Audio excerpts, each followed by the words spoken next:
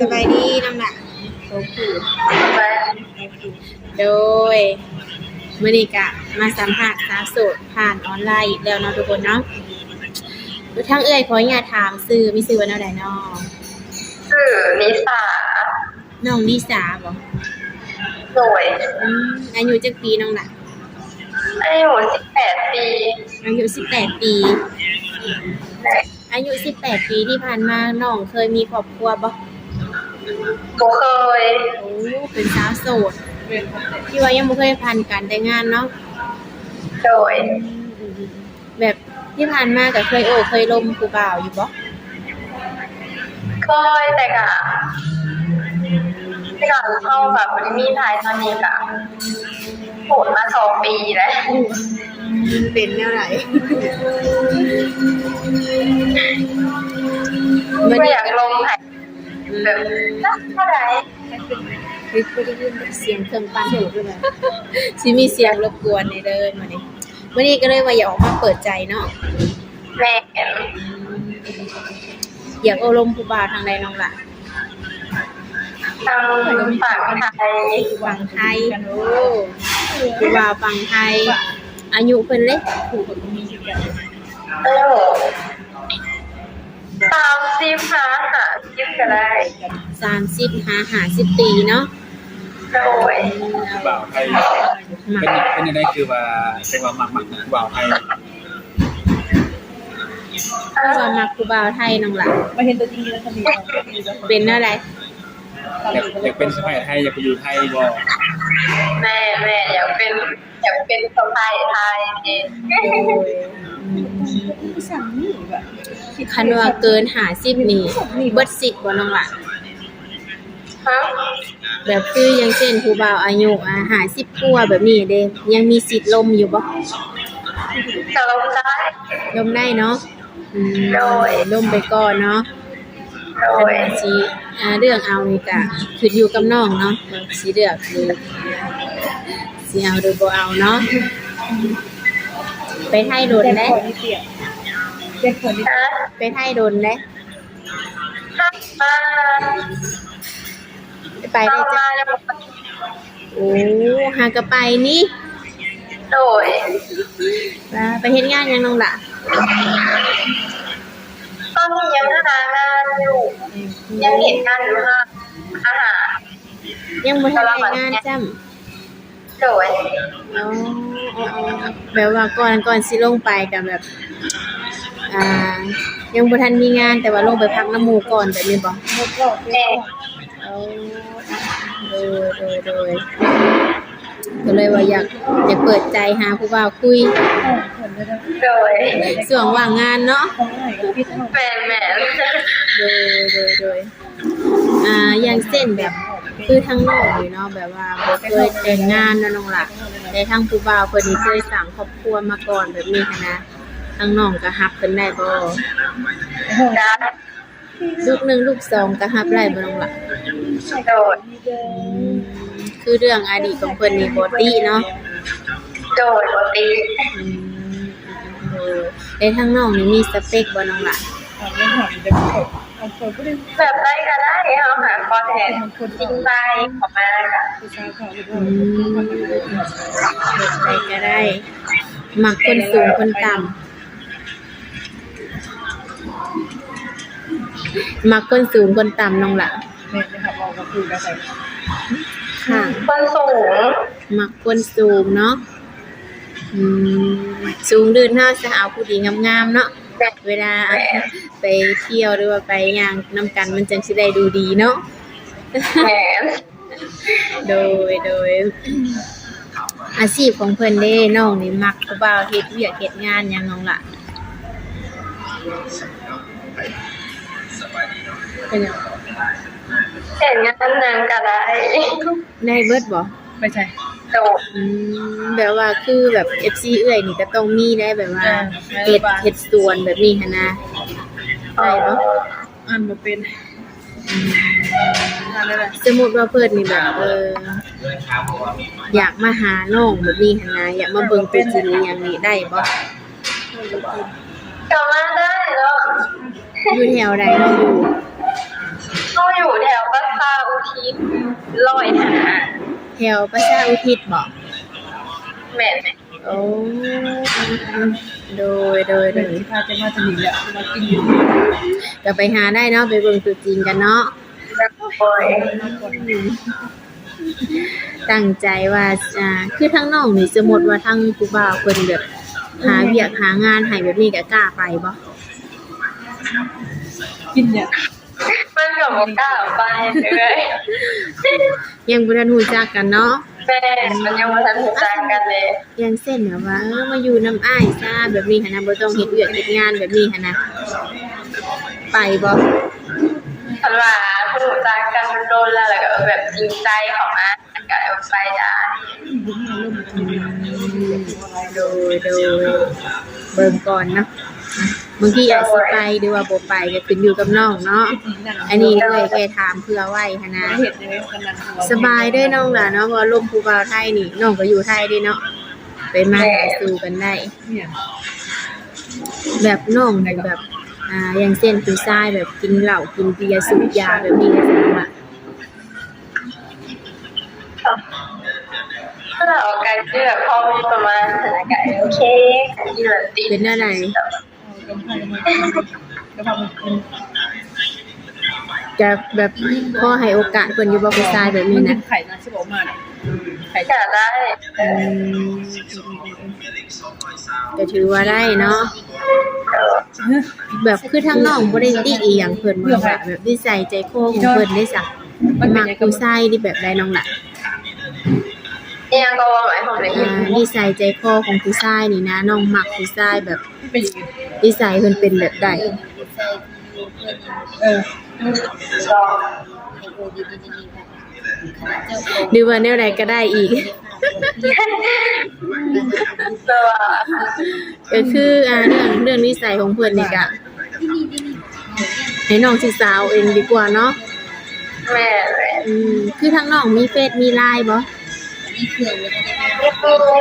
LINE ก็มีบ่ แบบเธอทำ อ๋อหลังจากที่ว่าเฮาอบรมกันแล้วน้องส่ง LINE น้องมาให้เอื้อยเด้อเพราะว่าสิได้แจกให้ทาง FC เพิ่น โดย โดยการไปให้นี่คิดว่าสิไปลนบ่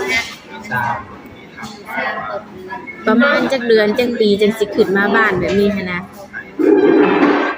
บ้างแบบอีก2-3 เดือนจะขึ้นเมื่อแหละ โอ้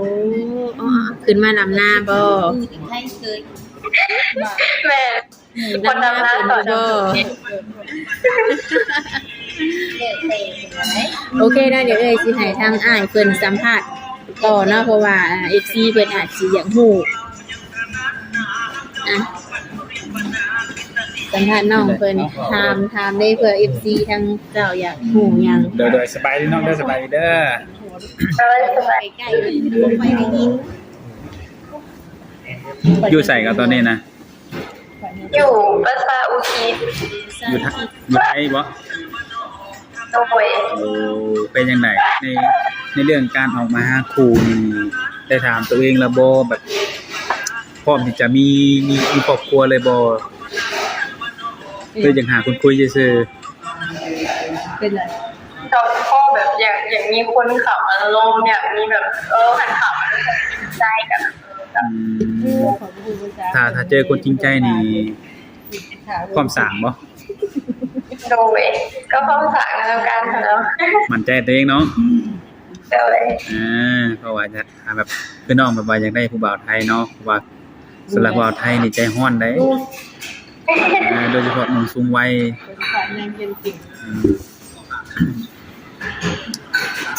ที่ไหนอยู่กับไผ่ฉันนะ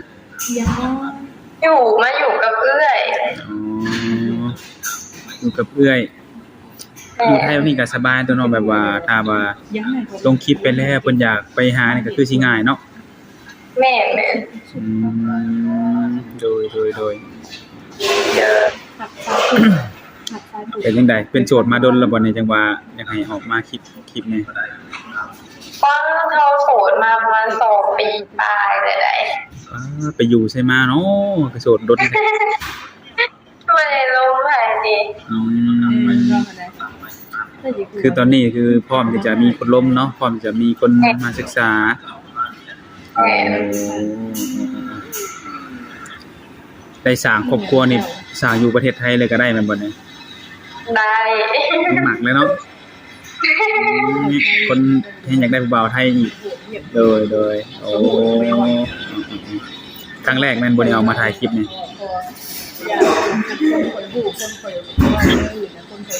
ครั้งแรกการสัมภาษณ์ผ่านงานออนไลน์สำเนาะบ่ได้มาสัมภาษณ์ตัวจริงนะครับโดย เดี๋ยวมื้อใดมาลาวเนาะสิไปหาตัวจริงเนาะไปเบิ่งตัวจริงตัวจริงอย่างที่เพิ่นสิได้เห็นนั่นแหละว่างคุยผู้บ่าวอยู่บ่นี่ออกมาเปิดใจนี่ ฮะ ว่างตอบแชทตอบหยังอยู่บ่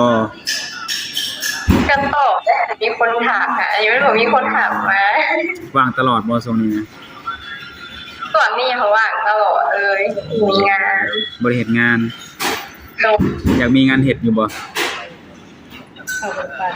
ก็อยากมีไหนเพราะว่าถ้าส่วนนี้มันก็แถวนี้มันมีงานพวกแบบงาน แบบน้องไปอยู่ไทยนี่แบบสมมุติว่าเฮ็ดงานนี่มักงานหยังที่สุดนี่นะอยากเฮ็ดงานหยังสำหรับตัวน้อง ฮะเข้าไปยิน น้องอยากเฮ็ดงานหยังเป็นพิเศษบ่ เหตุงานกับอยากเหตุงานห้างขายห้างในขาย เป็นสายจูบอย่างเดียว วิงซูอย่างเงี้ยเราเลยนะ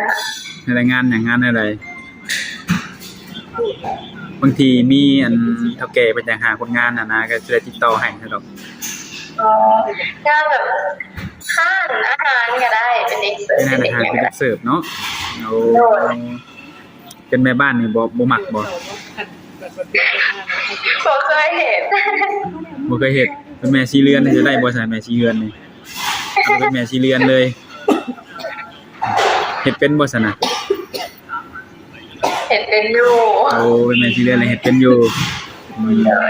บ่เป็นก็บ่เป็นจะเป็นต้องได้เป็นเด้อเนาะไปอยู่นำเพิ่น แมน ยิงโนนแล้วคนที่โนนเลย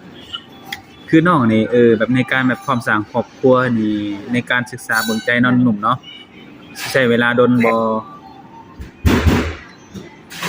กับโปรโดนคะแนนแบบเขาอาจจะคนจริงใจแต่แบบตัวหลอกกับตัวเขาขนาด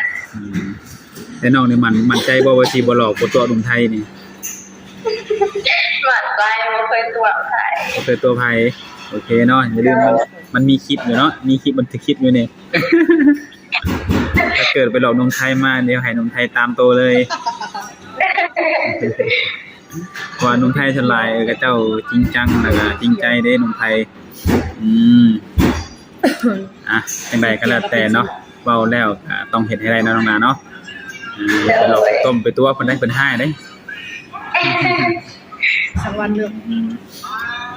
และอยู่ในเฮือนน่ะมีพี่น้องบ่เอ้ยน้องจะมีบ่ อยู่ใส่ ถ้าเอ้ยน้องอะนะเอ้ยน้องจะมีจักคนน่ะเอ้ยไอ้น้องมีบ่ มีไอ้คนหนึ่งมีน้องคนหนึ่ง โอ้ปัจจุบันเพิ่นยังอยู่บ้านบ่ปัจจุบันนี่ แม่อยู่บ้านปัจจุบัน เพิ่นได้สร้างครอบครัวมันเลย ไอ้สามครอบครัวแล้วไอ้มาจะน้อง ตั้งแต่น้อง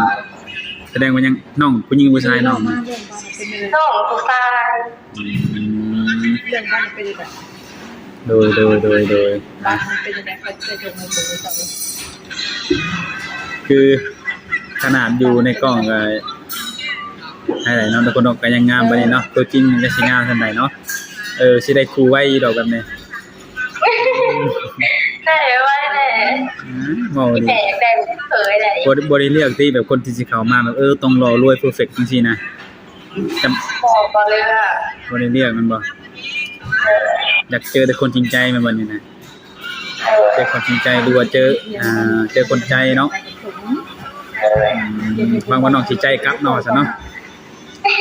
ถ้าเจอคนใจน้องต้องใจกลับได้มันจังสิสมน้ำสมเนื้อโดยจังได๋ก็ได้4-5คู่ให้ติดต่อให้แล้วก็ให้น้องไปคุยกันเนาะไปคุยแล้วให้น้องพิจารณาเบิ่งว่าผู้ชายคนนี้ตรงกับน้องที่ต้องการบ่เนาะจะคุยกันเข้าใจบ่นี่แหละอันนี้มันคือสิทธิ์ของน้องเนาะที่จะเลือกจะได้ก็แล้วแต่เลือกคู่ก็ต้องเลือกให้ตรงตามสเปคเนาะตามสมัครเนาะสิได้อยู่กันดนๆตัดผม ให้ได้สาวน้อยมีหยังที่ถามตื่มบ่ โอเคฉันบ่มีหยังก็มีแต่ทางทีมงานนั่นก็สิได้จบคลิปไว้ก่อนเนาะก็สิได้นั่นแหละติดต่อผู้บ่าวให้น้องคุยให้แหละเนาะโดยจังได๋ก็โชคดีน้องนาเนาะโดยสบายดี สบาย